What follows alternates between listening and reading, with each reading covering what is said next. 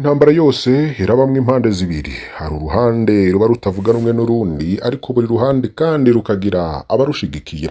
Perezida Varisito Ndayishimiye muri iyi minsi ari mu ntambara ikomeye cane n'abatavuga rumwe nawe, uwo wese yiha kumudodobereza mu majambo agenda avuga ahinduka umwansi wiwe. Uwumubwira ivyo akosora n'ivyo ashira ku murongo arahinduka umwansi wa Varisito Ndayishimiye. Perezida w'igihugu c'u Burundi yadukanye ivyo kwinjira mu buzima bwite bw'abantu vie prive, ndetse birashobora kutamworohera kuko biriko bivyara ko abantu bazura ivyo muri vie prive yiwe. Kutubaha abanyagihugu atwara bituma abanyagihugu nabo badasubira kubaha Perezida Ndayishimiye. Abahanuzi bamwegereye bomufasha guhagarika ingendo igayitse, kuko iyi ni ingendo ho gucafuza abo umukuru w'igihugu atuka, igenda itesha agaciro ikibanza n'iteka vy'umukuru w'igihugu we nyene mu gihugu c'u Burundi. Perezida Varisito Ndayishimiye ari mu ntambara n'uwo wese havuga ibitagenda neza mu gihugu, kandi ni intambara y'amajambo, ntabwo ari intambara yo kurwana gwingumu ku ngumu canke umugere ku mugere. Ni intambara y'amajambo akenshi hacana ku mbuga ngurukana bumenyi, abantu benshi iyo bavyumvirije bakumirwa. Twarababwiye ndetse twanabashikirize n'ibiganiro vyinshi bigiye bitandukanye ku majambo yoro bavuze kuri Pacifique Nininahazwe, avuga ko abenegihugu bamukurikirana bose ataco bamaze, kandi ko Pacifique Nininahazwe ataco amaze. Nyuma yaho kw'igenekerezo rya gatanu kwezi kwa 11 muri komine Matongo, umuntu Perezida Ndayishimiye yari yahagurukiye uwo munsi ni Faustin Ndikumana arongoye ishirahamwe Parsem. Ibintu rero yamuvuzeho nagahomera bunwa, biragore kumva ko wakoresheje amajambo araho ari umukuru w'igihugu. Hari n'agace gatoya rero k'ivyagiye birashikirizwa n'abantu bagiye batandukanye bariko baratwenga, ariko birababaje cane kuko Perezida Ndayishimiye yavuze ko Faustin Ndikumana atana urugo agira. Benshi rero bakaba baranenze umukuru w'igihugu kubwo kwinjirira mu buzima bwiwe canke vie prive ya Faustin Ndikumana. Umumenyesha makuru mu binyamakuru mpuzamakungu Sidrasi Ndikumana yarerekanye uruhara rukomeye abavugizi ba Perezida Nkurunziza bari bafise. Wirinyamitwe na Jean-Claude Karerwa ntibigeze bahunga abamenyesha makuru, buri mwaka wasanga biteguriye gutanga umuco, mbere niyo hari ico umukuru w'igihugu avuze ntigitahurike ugasanga barazi kugihinyanyura. Sidrasi Ndikumana akaba atangaza ko ubu atanumwe afasha Perezida Ndayishimiye. Umuvugizi wiwe Rosine Gatone aratinya, n'umuvugizi w'umugambwe CNDD-FDD aratinya kuvuga, abashikirangaje nabo baratinya kuvuga. Perezida akaba avuga wenyene, none nga yarengewe. Rari nibibizi nawe arazwi cyane, yarerekanye ingene umukuru w'igihugu atakigira uwatuma kubera ivyo bakorana bamwishura usanga bidahuye n'ivyo ashaka. Mu gihugu rero ngo yarengewe ni bibazo cyane, ngo ni mutabawe. Ibintu byose rero bisa n'ivyamuyangaranye, none gisanga ategerezwa agutukana. Ni ikiganiro gikomeye cyane twanabashikirize kuri imbonesha kure ya Hejuru TV. Muri aya makuru mugiye gukurikira ivy'inyishu Faustin Ndikumana yoba yarahaye umukuru w'igihugu nyuma yuko amutukiye muri komine asanzwe avukamo. Ni muri komine Matongo niyo Faustin Ndikumana avukamo. Faustin Ndikumana rero imbere y'abamenyesha makuru akaba yasavye Perezida Ndayizeye na Perezida Ntibantunganya be n'abasenyeri Katolika ko bohanura Perezida Ndayishimiye. Faustin Ndikumana akaba yagize ati, jewe mu ndero nahawe kirazira gutukana kandi kirazira kwishura ibitutsi. Ariko rero yashikirije amajambo akomeye cyane imbere y'abamenyesha makuru. Ivyo byose turaza kubigaruka ko kunyisha Faustin Ndikumana yobahaye umukuru w'igihugu Perezida Ndayishimiye. Ikindi rero tuza kugaruka ko hari ikiganiro catunganijwe na Fokode, ndetse ico kiganiro caheze Pacifique Nininahazwe arongoye Fokode asavye umukuru w'igihugu ko bohurira muri challenge, canke akaba yaramuhaye defi yuko bohurira mu kiganiro bakishurana. Ntibigeze bagihuriramwo, ariko Perezida Ndayishimiye yarishuye bimwe mu bibazo yaheruka kubazwa muri ico kiganiro ca Fokode, tukaza akubigaruka ko akaba avugwamo vyinshi bijanye no kubesha mu birabana n'ubutare, kubesha mu birabana n'umutekano, kubesha mu birabana n'intwaro, ivy'igitoro. Ivyo byose rero Perezida Ndayishimiye yaravyishuyeho. Hari n'ivyo yagiye aragirizwa cyane muri ico kiganiro ca Pacifique Nininahazwe, navyo tuza kugaruka ko nkuko yoba yavyishuyeko. N'ayandi makuru menshi twayabatunganirije, ntimuze kuyacikwa muri aya ya Hejuru TV. Turabaramukije aho muri hose, niba muri mu Burundi, niba muri mu bice bitandukanye ku mugabane wa Afrika no ku yindi migabane ya kure, abari muri Canada, mu Ububirigi, Leta Zunze Ubumwe za Amerika no mu bindi bihugu tutadondoye. Turabaramukije cyane kandi turabahaye ikaze namwe mwese mudahwema kudukurikira kandi mutwereka ko mubana natwe. Turabahaye ikaze, fyonda subscribe niba utari wafyonda ko. Perezida Ndayishimiye yashikirije amajambo yo gutukana ndetse abenshi bakaba baramunenze banavuga ko yarengewe cyane. Hari n'abataratinye kuvuga ko yoba afise ikibazo c'amagara yo mu mutwe, ariko ivyo byose nubwo byabaye mu nyuma rero yagiye arumvikana mu bindi bikorwa bigiye bitandukanye, cyane cyane ku majambo yohererekanwa ku mbuga ngurukana ubumenyi. Faustin Ndikumana asaba Perezida Ndayizeye na Perezida Ntibantunganya be n'abasenyeri Katolika ko bohanura Perezida Ndayishimiye. Mu kiganiro yatanze Faustin Ndikumana akaba avuga ubwa mbere ashima ko ubutumwa bwiwe bwo kunenga ibikorwa na leta y'u Burundi bwashikiriye umukuru w'igihugu. Ikindi Faustin Ndikumana ashima nuko atamutegetsi n'umwe yigeze abeshuza ivyo Faustin Ndikumana yavuze, ndetse nta n'umwe yigeze amwagiriza ko yabeshe. Bivuze ko ibyo Faustin Ndikumana ku ruhande rwiwe yoba yarashikirije abona ari byo. Faustin Ndikumana akaba yarishuye Perezida Ndayishimiye amututse agira ati, jewe mu ndero nahawe kirazira gutukana kandi kirazira kwishura ibitutsi. Faustin Ndikumana yavuze ko ababazwa kubona abategetsi badasoma amategeko, yerekane ingingo zo mu bwirizwa shingiro zibuza kwinjirira umuntu mu buzima bwiwe canke vie prive. Yavuze ko ibintu byo kurazwa inshingwa n'ubuzima bw'abandi ari bimwe mu bimenyetso by'ibihugu bikiri inyuma y'amajambere canke sous-développement. Niko Faustin Ndikumana yabishikirije. Faustin Ndikumana yahavuye ataka abashinga ntahe cyane Perezida Ndayizeye na Perezida Ntibantunganya be n'abasenyeri Katolika ko bo kwegera umukuru w'igihugu bakamuhanura.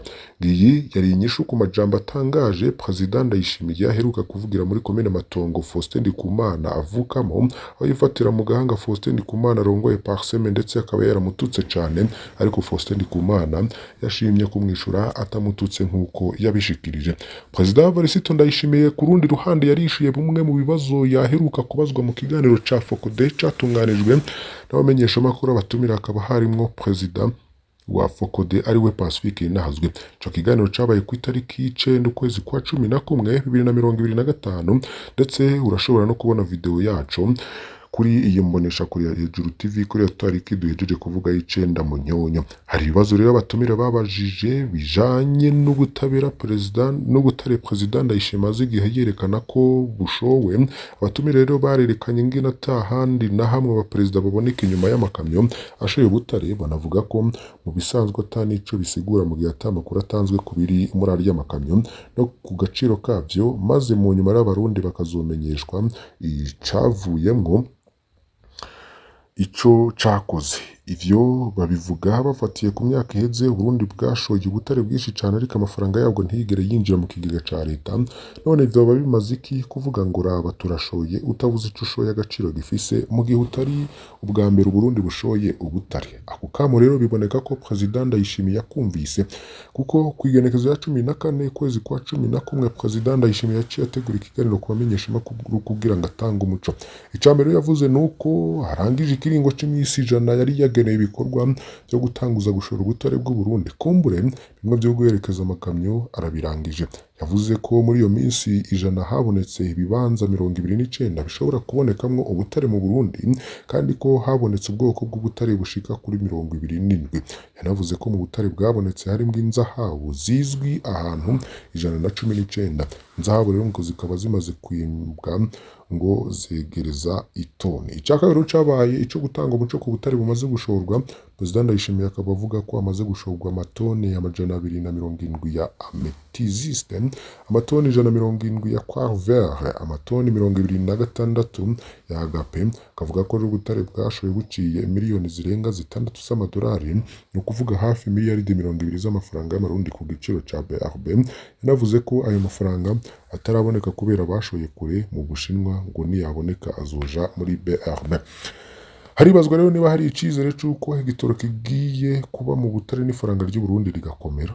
ico kibazo kiriko cibazwa n'abantu benshi. Igihe President Ndayishimiye yashora ubutare bwa mbere harabaye ikintu gitangaje. Mu ndwi imwe gusa idolari ry'abanyamerika ryavuye kuyarenga ibihumbi indwi rikorokera ku bihumbi 5. Ico giciro cyaheruka muri za Ruhuma 2022, ariko icizere cyamaze umwanya rumara uko ifaranga ry'u Burundi ryaduze niko ryaciye isubira kumanuka. Mu munsi umwe idolari ryavuye ku bihumbi 5 rigaruka ku bihumbi 7 by'amafaranga y'amarundi. Mbega amafaranga yo kurangura igitoro yuba yarabonetse? Ese muri 2024 President Ndayishimiye yamenyesheje ko ku kwezi Burundi bukenera igitoro giciye amadolari miliyoni 30, mu gihe ubutare bwashoye bwitezwe miliyoni 6 z'amadolari. Nimba abaguzi bazoyatanga uko nyene, ayo madolari ni ica gatanu cyakenewe kugura igitoro mu kwezi. Bisigura ko ta gitoro c'indwi imwe gusa kirimwo n'urugendo narwo ruracari rurerure.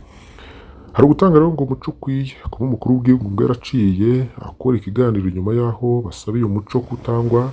Fokode yarabishimye. Ni intambwe ariko intambwe iracariho kuko ngo ivyo biharuro ni bito cyane ku vyahora bivugwa ku butare bushoka hanze buvuye mu Burundi, ariko amafaranga ntiyinjire. Mbega nk'uyu mwaka hoba hamaze gushoka ubutare buciye amafaranga angana ute? Mbega ko abategetsi aribo nyene usanga bafatanije n'abahora bashora ubutare mbere na President Ndayishimiye akaba avugwa mu bufatanye n'abadandaza bakora mu kwimba no gushora ubutare hanze, bazofasha kugira amafaranga atinjiye mu myaka aheze yinjire. Nikiki cagozwe kugira ngo habo baca ku ruhande kandi bashigikiwe n'ibihangane basubire kubishora. Haravugwa ko ubutare butari buke bwoba buva muri Kongo muri kino gihe bwoba buzanwa n'amakamyo y'igisirikare. Mbega nabwo bwoba buharura isata OBR canke OBM kiraba ubutare coba kironka amakuru angana gute ku butare bushoka hanze buvuye mu Burundi? Ko umukuru w'igihugu ahagarara inyuma y'amakamyo yashoye ubutare nta kinini bivuze, siko kazi kiwe. Kigambaye nuko ashiraho inzira zituma atawusoma bubandanya muri ico gisata. Nuko rero kuhokurwaho bituma ubutari butungisha ibihangange bikeyi, igihugu ugasanga kironse ntica nikeze bitewe nuko yose aja mu mifuko y'ibihangange. Nuko hubakwa transparency ikomeye mu gisata c'ubutungane. Ibi ni byose ni kurotesha abarundi gusa, abasoma bo bakabandanya gutotara. Muri mukakaro 2024 aho President Ndayishimiye yereka abarundi ubutare yubuye murehe mu Kirundo, yavuga ko ari amatoni miliyoni 12, aca atangaza ko amafaranga azovamwe ari menshi ku buryo umuhero w'isi uzogera abarundi bo kiyarya. Biharuro yatanze hirya y'ejuru ntawe bihure n'indoto yari yahaye abarundi umwaka uheze. Kumbure biracaza, ibintu birakomeye cyane. Nivyo rero Nininahazwe yanditse ku rubuga rwiwe rwa Facebook nyuma yaho President Ndayishimiye yoba yarishuye ku byatangajwe mu kiganiro Fokode hamwe n'abandi bantu boba barakurikiranye ku itariki y'icenda Munyonyo 2025. Urashobora no kuja kurimbonesha kure kuri iyo tariki rwose. Ico kiganiro n'ibice byacu uko ari bitatu uzobibona byose rero kugira ngo ubimenye. Bwindi rero birabana n'ayandi makuru ariko avugwa cyane. Nyabihanga hagakandamizo kabaye imbere y'urugendo rwa President Ndayishimiye. Muri no minsi rero hakaboneka ubwoba bwishi mu makomine President Ndayishimiye bagira gendere gushikiriza abastanteri bashasha. Abanyagihugu rero basa n'abarambiwe n'amajambo ya Ndayishimiye ntibagishaka no kumwitaba, n'abategetsi nabo reka buzuye ubwoba bwo kumaramara. Akera umukuru w'igihugu agendeye ahantu abanyagihugu bashwa baduka bakabura aho bakwirwa, rero habanza gufatwa amategeko ateye ubwoba kugira President aronka bamwitaba. Ibaze nk'itegeko ribuza abanyeshuri kwambara uniforme no kwimosha umusatsi ngo nibiboneke ko stade yuzura abanyeshuri gusa.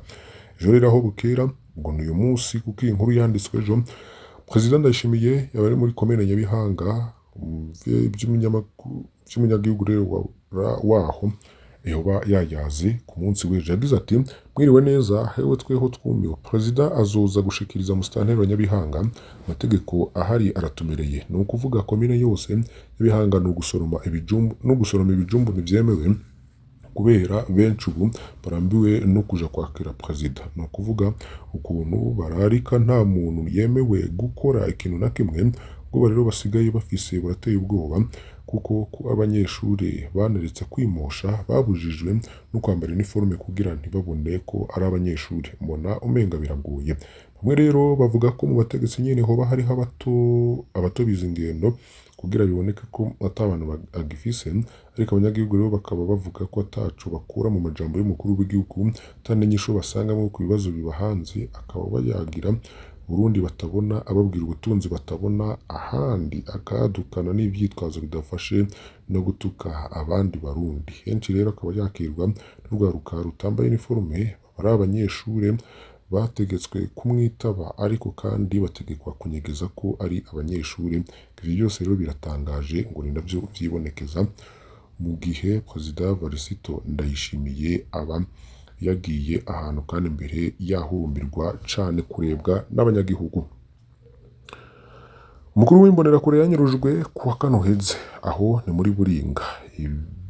Biwe rero ntibazi iyo Ferdinand Nsabimana yajanwe kuva kuwa kane genekezo ya 13 Munyonyo. Amakuru rero akaba batanga yerekana ko uyu muntu w'imbonerakure muri zone Buringa yafashwe nk'uko abandi benshi bamaze kunyuruzwa muri iyi zone, hasigaye kumenya ko we azosubira kuboneka. Abiwe rero barihebuye cane.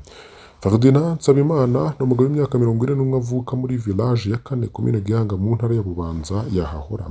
Yigeze kuba atwara ico bita ikibanda ca koperative aho muri village ya Kane, hanyuma akaba ahabwa kurongora imbonerakure zo muri zone yose ya Buringa.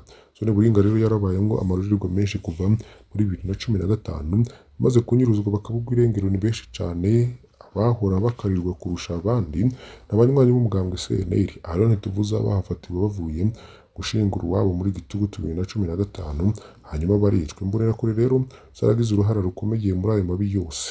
Hari ku munsi wa kane rero igihe Ferdinand yafatwa, indwi heze isaha 10 z'umuhingamo, Ferdinand Nsabimana yari mu nama hamwe mu kibanza ca koperative muri village ya Kane. Naho rero haza umugabo atamenyekanye ahamagara Ferdinand kuri telefone, arasohoka baraganira umwanya mutoya. Biboneka ko uyu mugabo yari ko aramusamaza, bakiriko barayaga rero niho haza imodoka camionette double cabine Toyota Hilux yari ifise ibyo bitabona, irimwo abapolisi. Imodoka irihagarara aho bahagaze, Ferdinand bamusaba kurira ururaco kimwe n'aba mugabo bari bahagararanye.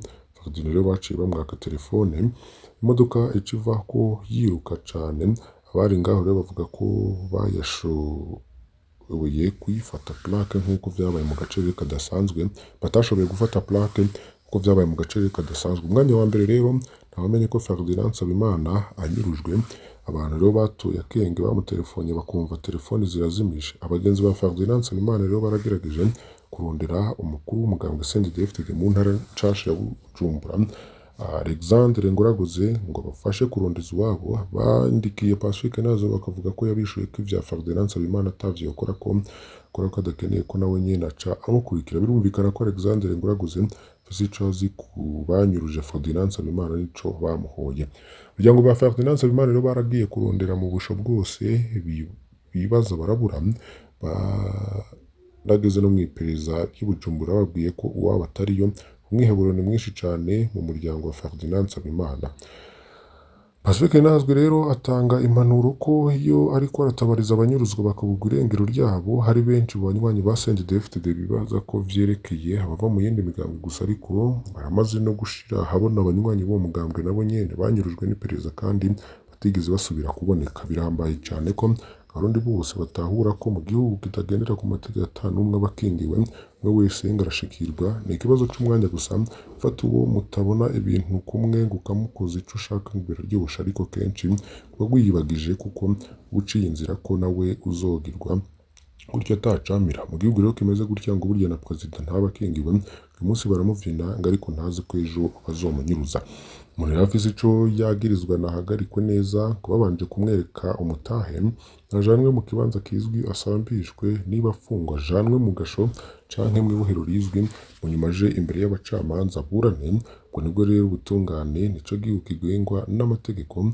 Nta nkeka ko Ferdinand Nsabimana yasomye kenshi inkuru zivuga gutya ku bandi, abona ko Pacifique Nazwe ngo bariko bafasha abansi b'igihugu. Umunsi rero nimba akiriho, nanga ko ariko aribaza ko nawe ngo Pacifique Nazwe yoba yamutabarije. Ngo ni benshi rero babitahura bibageze ko ngese Imana yo murinda ntiyicwe nk'uko abandi benshi batwaye gutyo bagiye amazima yongo. Niko Pacifique Nazwe yoba yahirahije iyo nkuru yiwe. hari umunyagihugu rero tugiye gusoreza ku kibazo ciwe yagize ati jewe mfite ubutumwa ndifuza ko bushikira abategetsi bacu kuko simbona aho novugira bubashikire ariko nizere aha haraho comment yaje yogira numwe ishikira kubanya kubahwa muratubwira ko twoja kukivi tugakora by'ukuri turabishika cane ariko hariho agahatse hari ibintu nka jewe ubwanje bimbabaza mu mwaka wahera nararishe angera birangira ntayirose mfita utujeto none ubu mbona atacizere mfise cyo kuyironka kandi mfite ubundi bujeto bushasha ubwo mu mwaka uheze bambwiye ko bwataye igihe banyakubahwa ni iki muhaye mukora kugira ngo mudufashe ikintu kirababaje cyane kuko nta bitaniye no kwibwa ukibwa n'uwo gufashije kandi yatari gusubiza utwawe none muri akazoza tuzoyishika ko gute mu gihe umwembu twiteze mu gukoresha imborera tutayironka n'amahera yacu agaherayo banyakubahwa ibi ndabibatuye kuko bingezaho numva umutima wanje ubabara kuko birababaje kubura ngeri n'amahera agaherayo ni ikibazo rero kimaze umwanya munini kitishurwa n'umushikiranganje Prosper Dodiko yarinza kurwa datanze umuco kare nimba rushimana musubiriye ngo yibere mu gacerere n'umushikiranganje wa Ministeri ntahuye naco bivuga ku mukuru w'igihugu yama mu mirima yiwe nta fumbire yiwe yigeragura kurone nde azishura abanyagihugu nibibazo rero ngo bikomeye cyane biriko biribazwa n'abantu benshi bagiye batandukanye reka rero mwese mwari mudukurike kuri imbonesha kure hejuru TV duhereze ngaha tuze gusubira mu yandi makuru twabateguriye muza gukurikira kuri imbonesha kure hejuru TV gira subscribe canke sabone ni gukoresha YouTube y'igifaransa niba utari wabikora kugira ngo ushikirwe n'amakuru yacu uri mu bambere mane bahezagire